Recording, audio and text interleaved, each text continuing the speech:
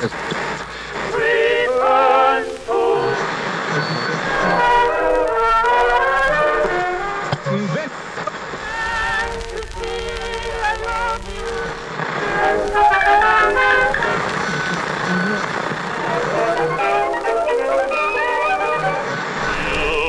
beautiful.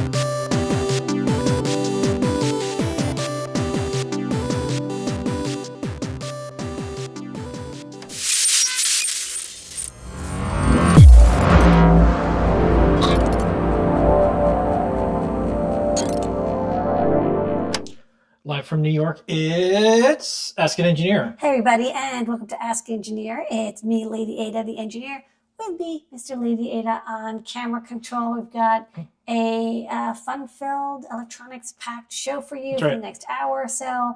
Come with us as we explore, learn, chat, discuss, rant, rave, and give you coupon codes. That's right. About electronics and making. You're going to see all sorts of previews of things that we're going to talk about, like the top secret.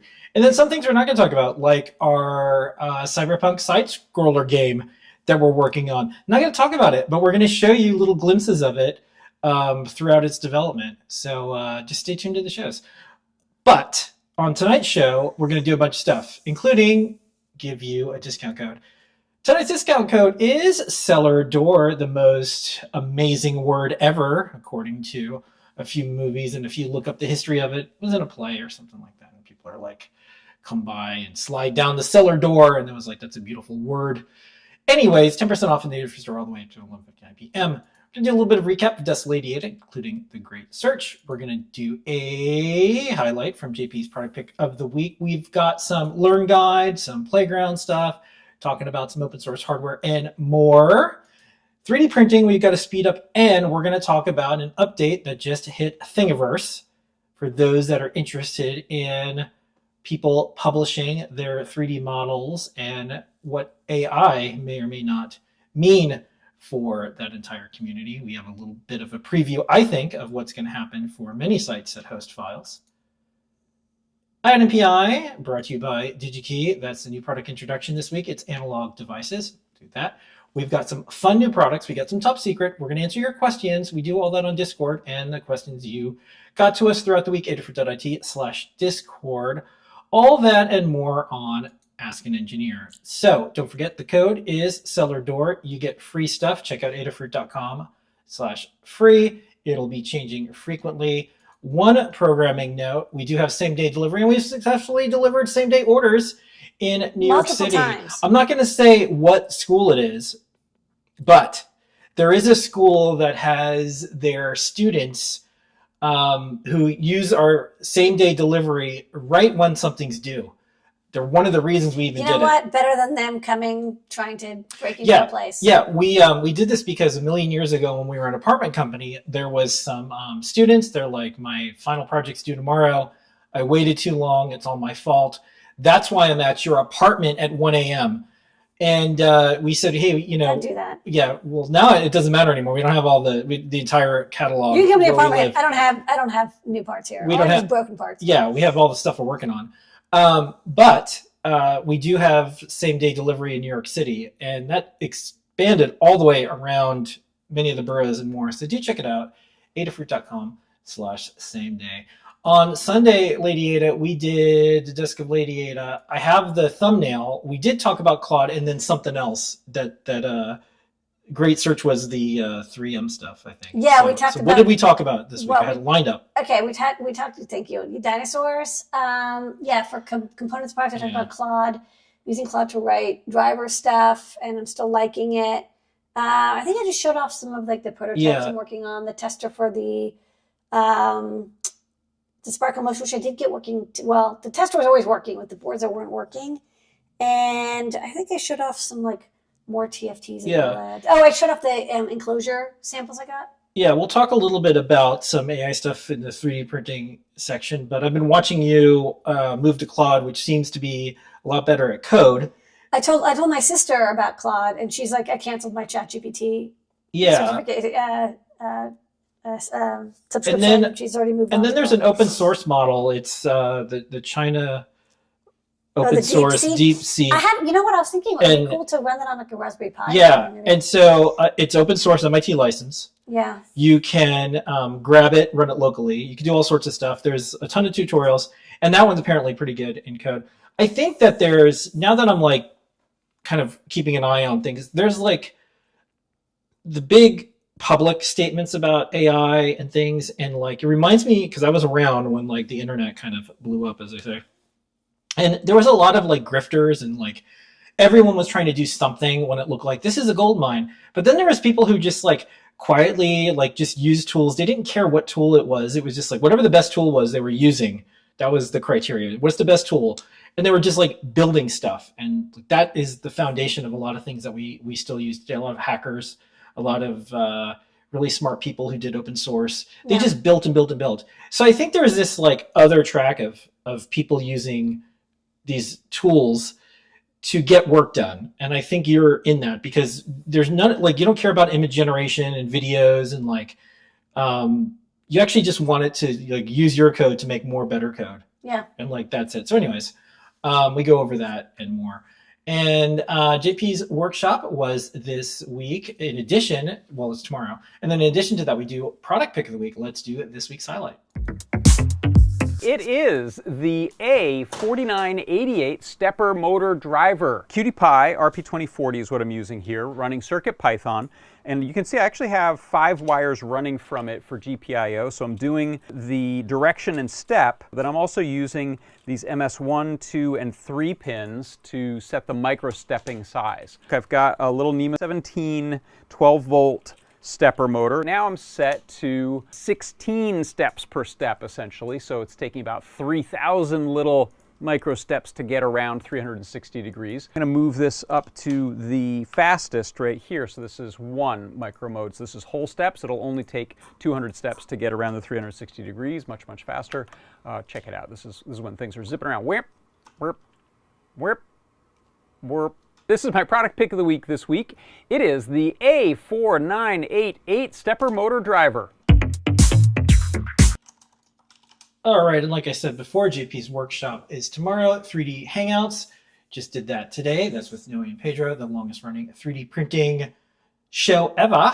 And then on Friday, we have Deep Dives with Scott. Let's do an Adafruit I/O update. Brent got me this reminder in advance. So just like we did with CircuitPython Day 2025, we have Adafruit I/O 2025. So if you want to see different things in Adafruit I/O, including things in Whippersnapper and all the things that you know and love in Adafruit I/O, that's okay. You could do it. Now is the time to get your feedback in for 2025 and beyond.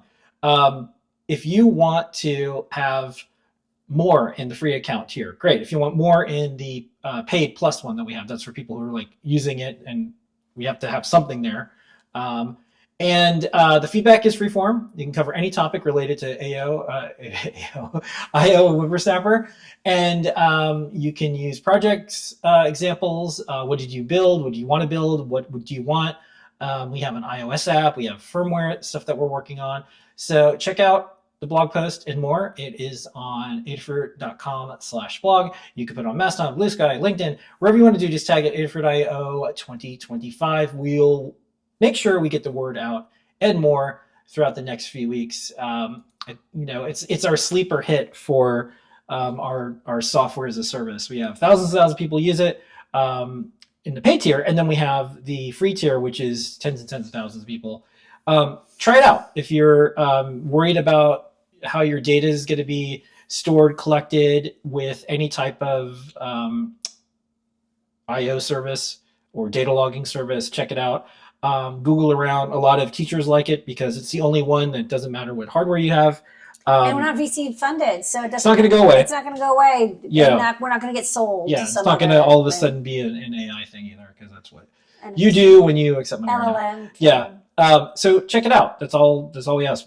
Doesn't matter to us. We did this because we have hardware that we want to make sure there's a place for it forever that can do data logging and more. So that is our spiel for that. Okay, let's do some open source hardware news and more. Specifically, Ladyada, we have a bunch of guides in the Learn system.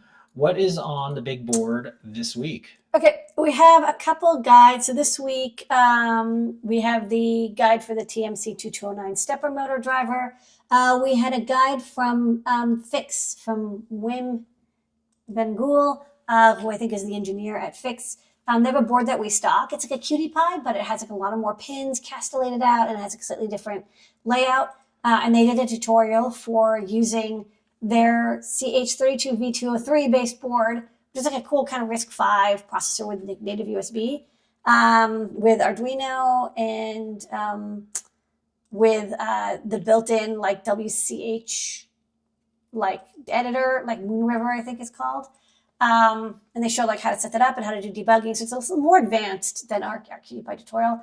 And then JP published a tutorial about doing animatronics with software that lets you do like keyframes and motion, like reverse kinematic motion stuff, a lot easier than like hand coding in your servos. So check out that guide if you like to do animatronics, but you're like, why does this suck so much? I wish there was an easier way. Yeah. And I think we'll be able to have more complex but simple to deploy like Halloween projects, things for the holidays, using all this stuff. So good work, JP. Okay.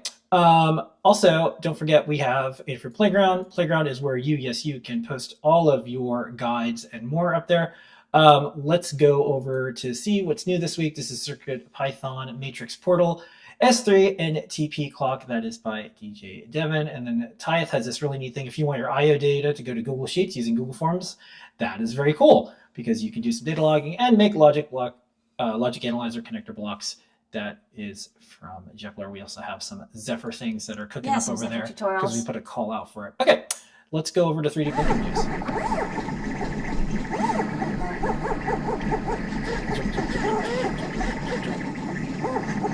Okie dokie, Ladyada. So here is my thought. This is not a soapbox or rant or anything. Here's my thought. So anyone who allows users of a website or whatevs to put things on their website, to publish things like images or text or 3D models, is going to run into something. And you thought 3D was safe from this for now because you couldn't just type in a prompt and say, make me a teapot that I'm going to print out. And now you could do that. You could put that into a prompt on a website and it will make you a 3D printed file, a printable file. So what does that mean for a place like Thingiverse, where everyone in like, VC world is like, we want ChatGPT plus Blender. And you see all these like, okay, there is going to be 3D models that are completely AI generated. What are they based on? How do you label these? Because someone on Thingiverse might not want to see these, or they might just be like, whoa, I don't know where it came from. I don't know. Yeah. I want to know. So everyone's going to probably have to run into this in some way. Any art site has had to run into this. People on social media want labeling. Everyone wants labeled. There's labels on social networks like TikTok, AI generated, deepfakes, all this stuff. So Thingiverse, which is kind of the OG of hosting 3D printed files, I keep an eye on them.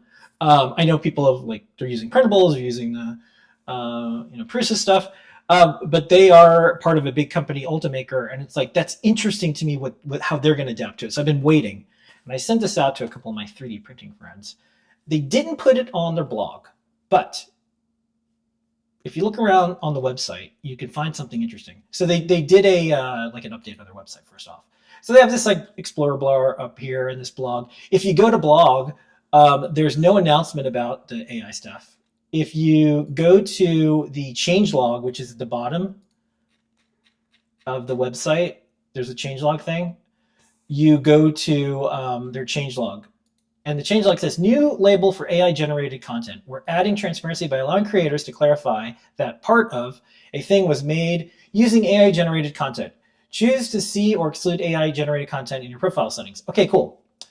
Can I actually just stop? I just want to say one thing really fast. Yeah. I'm actually glad that we're actually using the term AI correctly now. Yeah. Cryptocurrency was called crypto, and every cryptographer lost their fucking minds. Yeah. Because they're like, crypto should have been for the cryptography or cryptanalysis, not cryptocurrency, which barely even has anything to do with encryption. Yeah. It's just hashing. At least AI is like AI. I'll give some credit to it. Yeah. It's correct. The correct wording. There'll be someone who always debates it, but I think we're getting closer to this is generated by a computer and it was probably trained or based on something. Yeah. People are starting to understand it. Average person probably needs to. They probably know ChatGPT because it helps them write emails or a resume. So I started searching and I didn't really see anything, but on their Instagram profile, I guess they're doing a soft launch. So in the Instagram profile, this is what they have. Introducing new AI labeling. Swipe to explore. Okay, dear Thingiverse community, we're committed to fostering an informed and inclusive community. These updates provide clarity and encourage respectful discussions around AI and 3D modeling. Let's continue creating, exploring amazing things together. Okay, cool. I'm glad that they're talking and people could start to say, okay, here's what you did right, here's what you did wrong.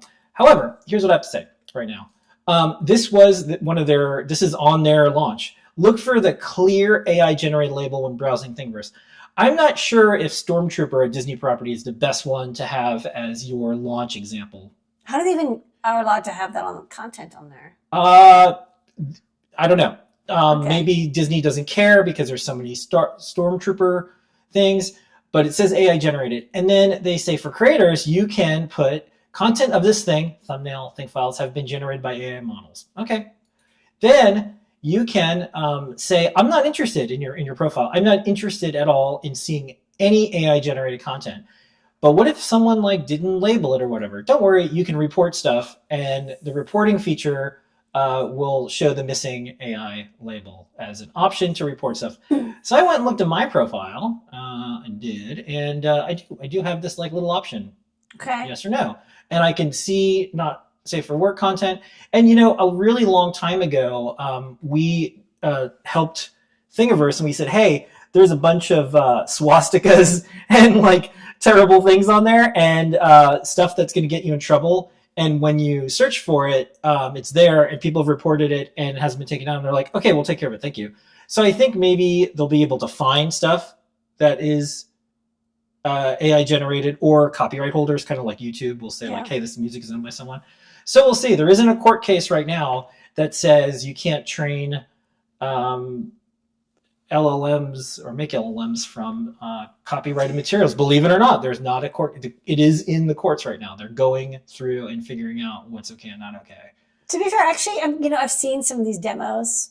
Okay, so first off, I will say that there's no good demo for electronics like schematic capture or layout that I've seen. Yeah, we get AI. That I've not seen. Yeah. But I have seen a couple of cool demos that I think are real about modeling, where somebody will type out okay, make me a 3 by 5 inch round rectangle with radius 4 millimeters metal plate with 4 stamped holes and 1 rectangular slot. You know what I mean? Like they'll just text it and then it'll generate the CAD description, like OpenSCAD. I don't know exactly, what they're using to do that text to graphics. I think that is kind of cool. Like, I don't know about this, like, making me a stormtrooper, but a lot of people can describe what they want better than they can sit and like deal with all the weird tools and surface management of 3D modeling. Okay, so here's a toothless how to train your dragon. And it doesn't look like it was made with any AI. Are you looking for AI? I was, but when I search for AI, nothing comes up that makes sense yet. Yeah.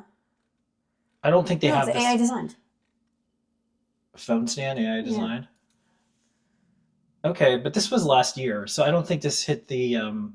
Maybe this was before the. Yeah, this is all before so I'm just going to take a look at this later. But hey, here's a start, everybody. This is what Thingiverse is doing. Okay. We'll see what happens, and you could choose not to see it. Sorry to get ahead of it, Yeah, other sites that have user contributed content I deal with. So anyways, That's our little thing. Like, this is happening. We're interested in what entities like Thingiverse, Ultimaker, which is part of Stratasys, publicly held, is going to do with this. Is there liability? Well, there's all sorts of interesting things with this. So you heard it here first. And I don't think they've publicly announced it. It's just like it's only on one place on one of their social media profiles. Okay, let's do a speed up. Speaking of 3D printing, that's not AI generated.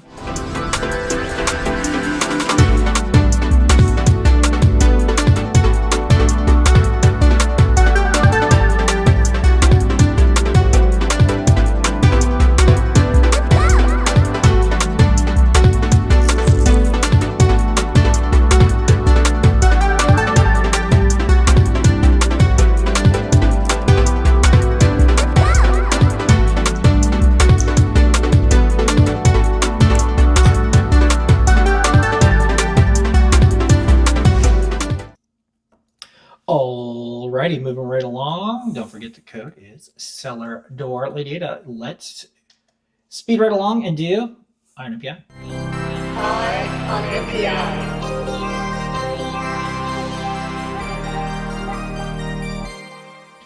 Ion NPI brought to you by DigiKey and Adafruit. Thanks, DigiKey. This week it is from Analog Devices.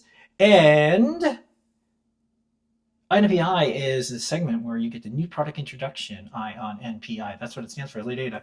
What do you learn? Maybe you learned something too. You learned something. What is the new product introduction of the week this week? Okay, this week it's a chip from Analog Devices, which was acquired as part of when they got Maxim and they merged with Maxim. This is the Max.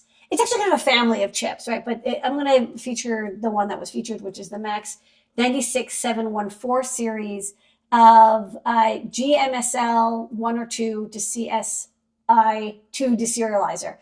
And I basically was like, what is GMSL? I have never heard of this thing. I've heard of like there's DVI and HDMI and FPGA and like TCP/IP, but what is GMSL? GMSL is actually, once I started looking into it, it is I think a proprietary technology from Maxim Analog Devices, but it does solve a pretty important problem in engineering, which is you can't always use really long cables. So this is a 2 meter long CSI cable that we sell for the Raspberry Pi 5 or 4. And the Raspberry Pi has this camera serial interface that allows you to plug in one of their cool, like high quality camera modules. And it comes with I think a 200 millimeter long flex cable, but that might not be long enough. Maybe you're like, I want to put the cable elsewhere. And you want the high speed and native control of using CSI. You don't want to go through a USB port because now you need a high speed USB port and there's a limited throughput and maybe you don't even have enough ports or whatever. You want to use the CSI interface on your device, but you want it to be far away. So, we sell this cable. But one of the warnings that we put on this cable is hey, you're not supposed to do 2 meters. CSI is really only good for half a meter. And we do find that this works, but it's like really risky and super sketchy and hacky. And we're super sketchy, hacky people. But what if you are an engineer and you have to make like a real product? Well, the folks at, Maxim were like, well, we have transmitted high quality video over long distances, and we've done that since like the 80s. If you remember,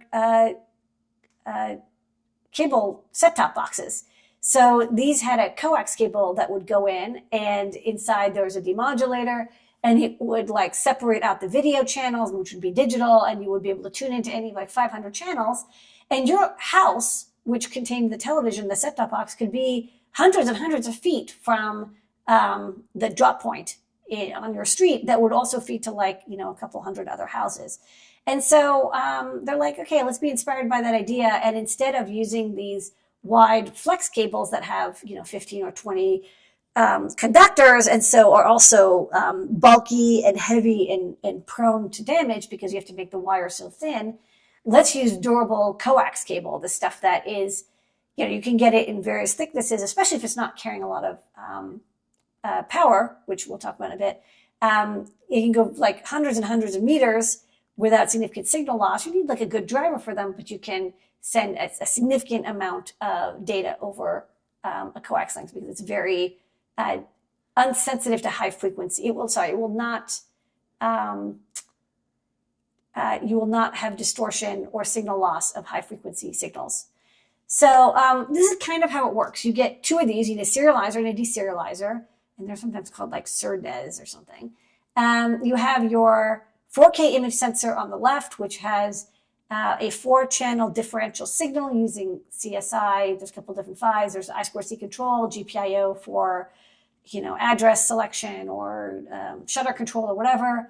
You also have a reference clock to drive the image sensor, and then you use one of these Max 96 chips to serialize that data over a single line using either GMSL 1 or 2 over coax or single twisted pair over to the deserializer, which will then like magically unwrap the whole thing and give you back those 4 differential pair high-speed signals, the clock, I2C, and GPIO.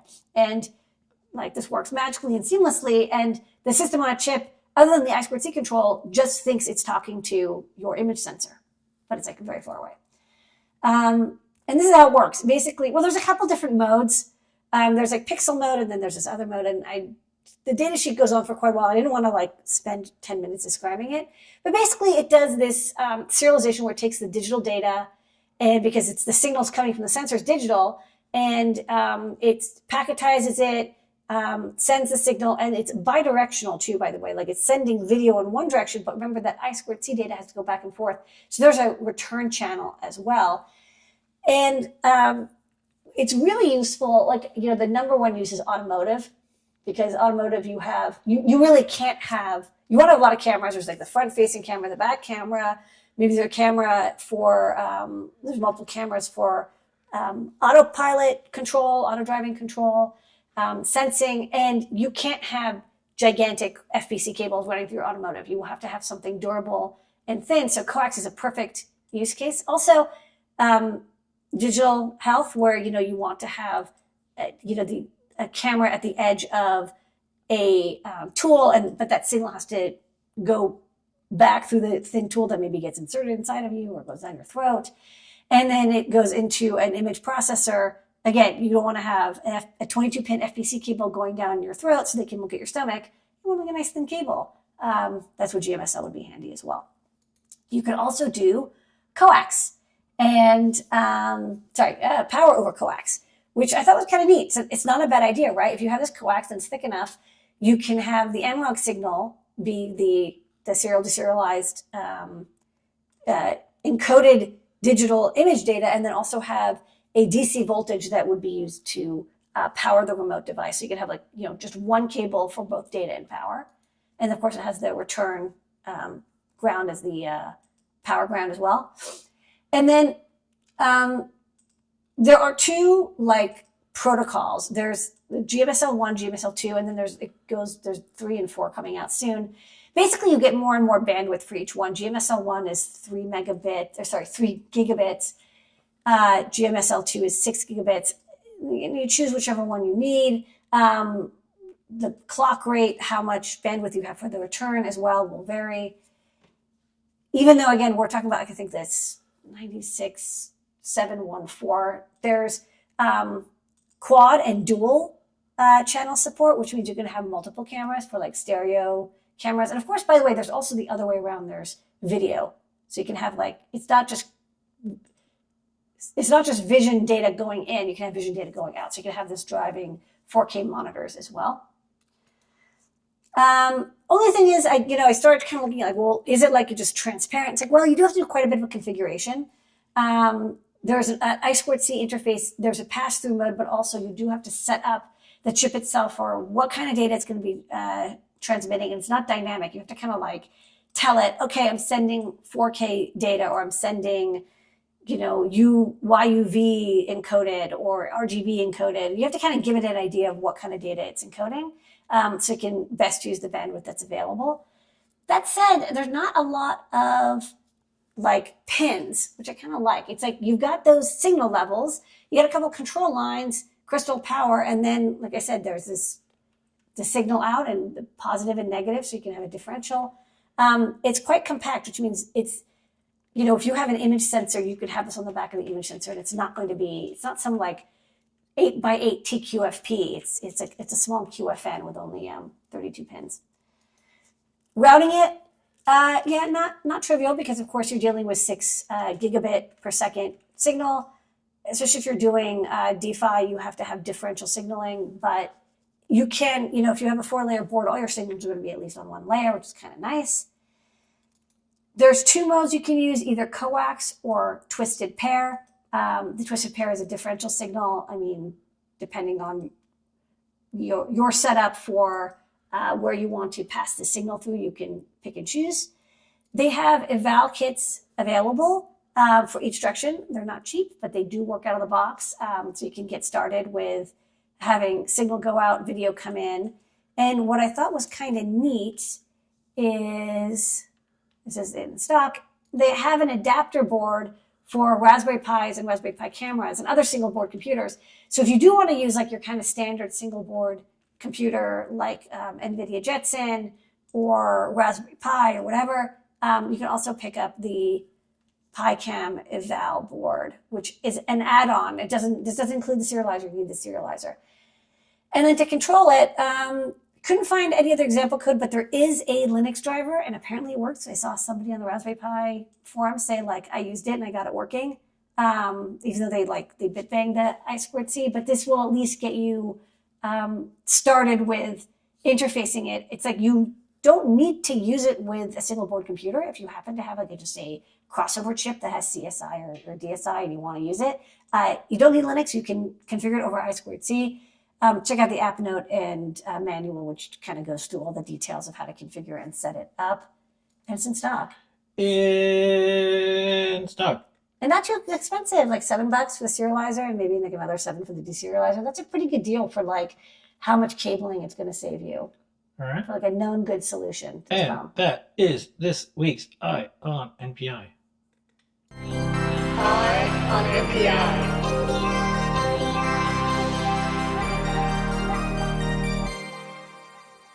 Alrighty, before we go to new products, Ladyada, code is SellerDoor. Don't forget, you can support a USA open source, women-owned manufacturing company by just buying stuff and save 10% off in the store with all the new stuff. And speaking of, here it comes. It's new product time.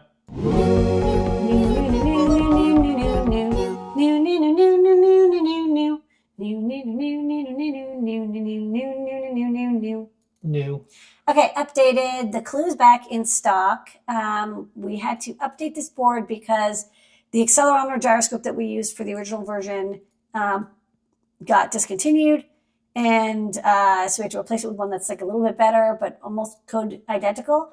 If you have code that you have written for the Clue, you'll need to recompile it to detect the LSM6DS 3TR instead of the DS33. Otherwise, it's exactly the same. The chip it's completely unavailable anymore. And we finally ran through our old boards. So Clue is back in stock. Okay, next up. We have this cute panel mount cable. I like this cable because it has 2 ports, HDMI and USB-C, which like covers like a vast number of projects. everything. Where you have like power and data over USB Type-C, and you have video signal over DVI or HDMI. I have monitors that are like that. They need USB-C power and they need HDMI. Yeah, and this is easy to mount. You can either mount it forward or back. It's like a 22 millimeter diameter hole, and then the two holes are also 22 millimeter diameter. It's in the documentation if you need, but 1 meter long cable, so it's like really easy to use and flexible to configure. Okay, next up. We have more gigantic nettings. This is 800 LEDs already in a grid format, ready to use, abuse, put outside. We had our version outside for about a month. It has these LED seed pixels with a durable metal, like plastic coated metal wire, like backplane. So it's like it will maintain a grid. You can kind of like pull it from the 4 corners. It'll stay durable. Like I said, you can use it outside. I wouldn't leave it outside during a massive storm, but it will survive everyday use outside. And just looks like NeoPixels. So you drive it like a 40 by 20 grid. It's got mounting points and everything. So, if you want to make it inexpensive, you can just get our seed pixels and kind of like DIY your own thing, and it's very cheap. But if you don't want to have to deal with DIYing your own grid, this one is ready to go and easy to attach to a surface. Yeah, we'll show you how big it looks compared to a person too. It's tough to. It's 1 meter by 2 meters, right? So it's 2 meters wide, 1 meter tall. So it's about as big as a person. Yeah. And you give it 12 volts for power, and then NeoPixel signal. Okay, and then next up, this whole series is part of star of the show. Besides you, Ladyada, besides our team, besides our customers, besides the community, is blink, blink, blink, blink, blink, blink. The thing that's driving all these. Yeah. Is our Sparkle Motion, which is finally in stock. We put in a couple dozen. We had a bit of a manufacturing excitement during the first run, but that's a good time to find the manufacturing excitement. But some of the microphones didn't get soldered down well. We are repairing them, so we'll have more in stock soon. But we did get a bunch hand repaired thanks to the fab team that hauled ass on that. We have 2 versions of the Sparkle Motion boards. So Sparkle Motion board is a WLED, but doesn't have to be used with WLED or X-Lights driver board that I designed because I wanted to do LED displays, animations, and control for large numbers of LEDs with high voltages. And so I designed something that was like very extensible and has all the stuff built in, so it's ready to go out of the box. So let's go to the overhead and I can point out things. Exciting. So first off, I'll just show a quick demo. So this is just a very simple, plugging into USB. This is a 5-volt USB demo with the little grid. Focus. Yeah, well, it's really bright. Yeah, but now it's going to be bright and focused. Hold on. That's nice. Okay. So, it's like not happy because it's. That's fine. Okay. Yeah. You can have both. So this is just it doing like a cool like rainbow DNA swirl on this LED grid that I had in my sample bin. And this is running this is a WLED demo. I think it's called like DNA spiral or something. Yeah. And in this case, I'm just driving, a small LED grid, but to beta test this, I had it driving 2,400 LEDs with one of those outdoor nettings. So to make this kind of like the best WLED driver board, I kind of looked at what WLED supports, and I kind of made sure that we had all of it. Also, we got a lot of great customer requests. So you can power it 2 ways, over USB power delivery or DC. And the DC jack is your standard, DC barrel jack from 5 to 24 volts.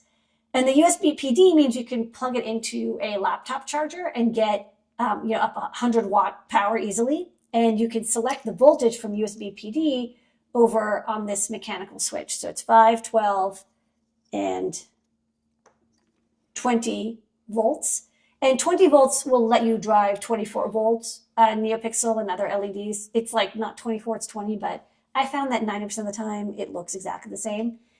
And so this means that you don't have to have like a special power supply, especially since laptop supplies are really easy and inexpensive to get. And they often have support for these higher voltages like 12 and 24, 12 and 20.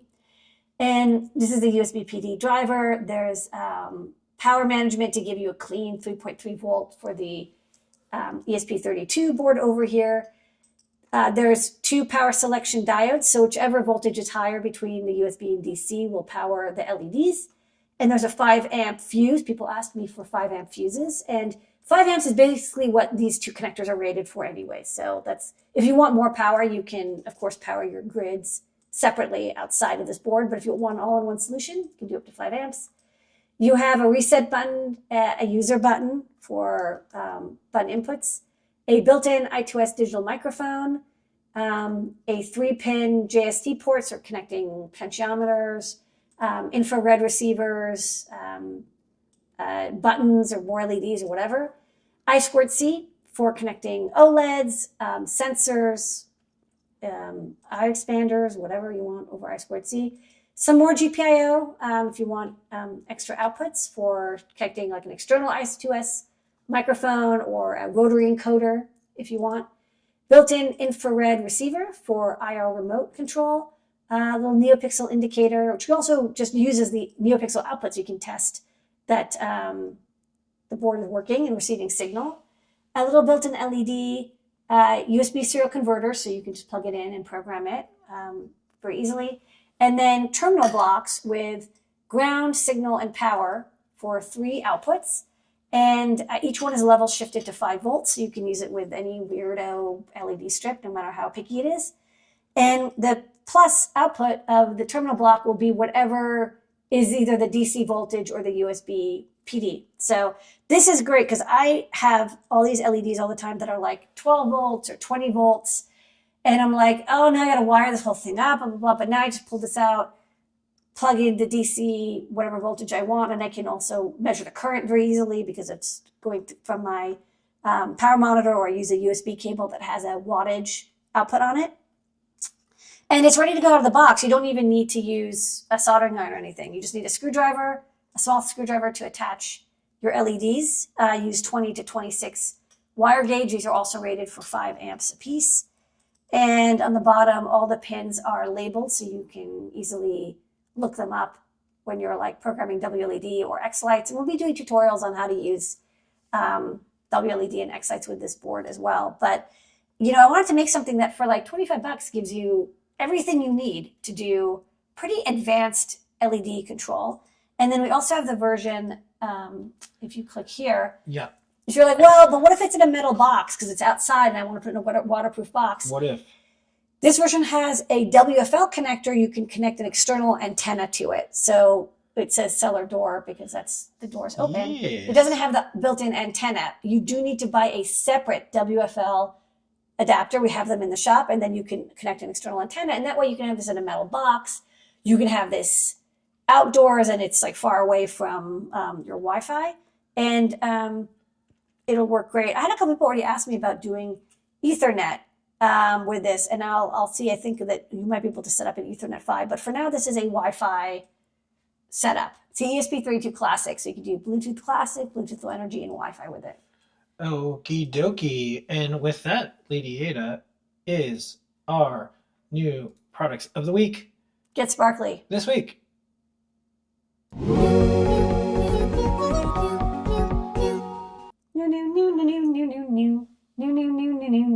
New.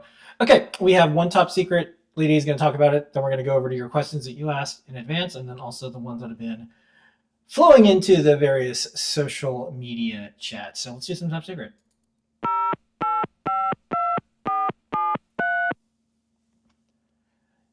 Shh, it's a secret. What is this? Okay, this is, as I was working on this Sparkle Motion board, which was giving me a lot of trouble, I was like, man, I wish I had an adapter that would have like the reset and boot 0 toggle that you need with the 2 transistors for ESP boards.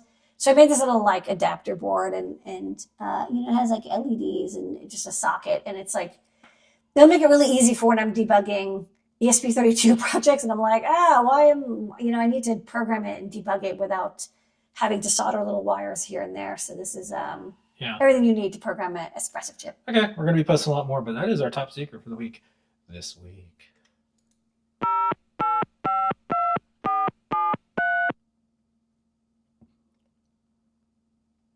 Questions. Well, right into questions. Are you ready? Yes. We're going to read these. Get into them real fast. Are you ready? You ready? Oh, whoa. I don't like that. You got the wrong thing. I don't like that at all. Okay. That's the right thing. Okay. Does Adafruit have any similar products as ST.com? You can check out the link later. If not, are there Adafruit parts that I can use to build something similar? I want to make a wearable miniature microphone with an off-board Raspberry Pi FFT analysis. The Feather Sense board that we have has onboard PDM microphone, and you can definitely do FFT analysis with it. Okay. Do you have any articles on using a Pi to control electrical demand in a home by switching off on HVAC units, water heaters, and other large appliances? We don't have an article offhand, but Home Assistant like does this out of the box, and it's kind of like the default tool for this. And you would use like Home Assistant known working relay boards and sensors to measure your power and turn off stuff. Okay. Next up, hope you don't get blamed for asking something here. The elsewhere here goes. Been working on optimizing my Feather Sense and F 5840 code and putting 9 data values. Check this out. More info in the question. But they're putting into array, then sending over BLE to receiver. The numbers seem to be fluctuating a lot. Is there time to allow the sensors to settle and return more stable values? And then also have noted data missing when I'm sending it over BLE to a receiver. Same set of questions, BLE. Sender receives FYI I was doing the analysis on the Feather Sense, but I want to go more robust, more math intense, etc., etc. What do you think about this? I think if you're sending data from a Feather Sense and you have a lot of values, make sure you're grabbing all the values at once, and then like plot them to make sure that you're like send them to the serial port and then plot them to make sure that they look correct. And then you can send them like again, like you said, in one packet and digitize them. On the receiver side, I don't know what you're using on the receiver, but you know, BLE is not necessarily guaranteed, especially if you're using advertising mode. You have to set up like a bidirectional communication if you want to have the signal always be received instead of being advertised. It kind of depends on how you're sending the data. Okay. Next up, hi guys. Just like the sensorless FOC, look into supporting censored FOC. Okay, I guess I'll look at it. That's a request. Okay, great. Next up, that looks awesome. I'm sticking. Is it sticking to the wall or the toilet? A screw seems easier and more secure if it's wall. That's for the tape. It's a tile wall. Yeah. So you cannot. Probably not screw into it. You cannot screw into it. Okay, next question. Wondering if the MPRLS pressure sensor will detect a small puff of air, specifically the amount of air that comes out of a small hole on the side of drums. So far, any videos I see of air sensors, like online people blowing really hard into them, like a breathalyzer type thing, but not any small puffs of air.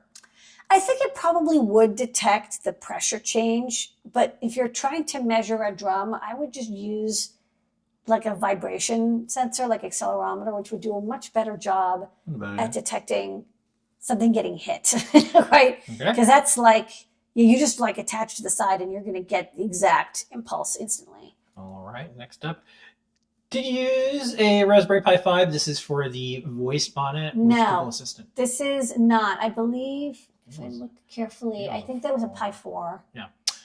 Next up, how hard would it be to make something similar to Ethernet or token ring using PIO to cluster RP2350s? Well, you could. You know, PIO could definitely implement something like token ring or Ethernet, but I wouldn't. I would use something that already exists, like either I2C. You could use like multi-master. It depends on how many you want to communicate with. It is a little bit of a challenge to do multiple communication. RP2350, you know, it might actually be easiest if you don't care too much about latency, is to use like a Pico 2 and then have one be an access point and the other ones connect to sockets, and then you can like transfer the data around, because then you get all the benefits of retransmission and collision detection. All right. And Carter posted up a helpful tutorial for the drum question. Let's do the questions that came in. Comment, someone said, they just added a feature to Adobe Premiere where you can describe what clip you want and it'll try to find it. Yeah, that's what's going to happen in these 3D model warehouses virtually, where you type in, I want to print out a mask of a fox. It'll be like, oh, here's a model that someone did. Yeah. Okay. Could you run 4 GMSL signals over Ethernet cable for twisted pairs? I think that was for them. Yeah, you could. I think you would probably just use a quad encoder though, and then just stick to 2 wires. Yeah. Let's see. Next up, I just remixed a light sculpture with an Adafruit board, moved to CircuitPython. It really helped me feel complete. Thank you. Okay, great. Yeah, a lot of people use our boards to get a start on their own projects. Next up, what is the refresh rates available on? I think they're talking about this. It's 800 kilohertz. So 800 kilohertz, and it's 32 bits per pixel. So I don't have it off the top of my head, but you take 800,000 and you divide by 32, and that's how many pixels per second you can draw. Okay. Could we use one of the outputs for a speaker? This is also on. The Sparkle Motion, yes, Yeah. you could drive a speaker if you want. Okay. What's the silkscreen font on the Sparkle Motion? Oh, that's the Donnie Darko. This is the font. Donnie Darko font that's used for the interstitial text where they say how many days are left before the end of the world. All right. And then for the next question, I just like this graphic. When are the lower gateways going to come back in stock again?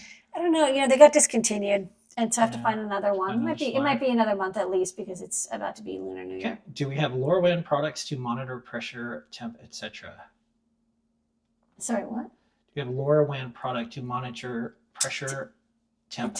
Well, what we don't have one that is off the shelf that does that, but we do have the RP2040 with the LoRa feather.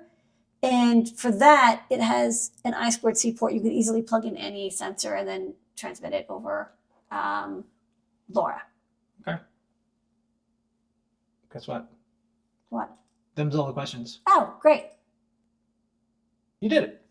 Alrighty, we have to get out of here right on the dot and a little bit earlier this week. So Okay. I am going to remind everyone.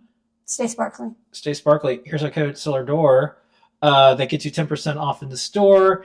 And our new product, Sparkle Motion. You can check it out. We also have the get discount these going for Valentine's We do. Day. We have a lot of stuff going on.